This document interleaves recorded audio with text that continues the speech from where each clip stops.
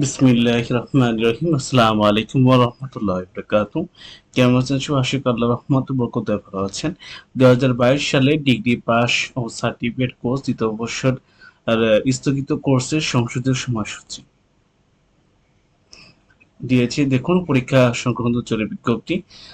সংশ্লিষ্ট সকলকে জানানো যাচ্ছে যে জাতীয় বিশ্ববিদ্যালয়ের অধীনে 2022 সালে ডিগ্রি পাস ও সার্টিফিকেট কোর্স তৃতীয় বর্ষের 25/06/2024 তারিখ স্থগিত কোর্সে পরীক্ষা নিম্নলিখিত সংশোধিত তারিখ অনুষ্ঠিত হবে।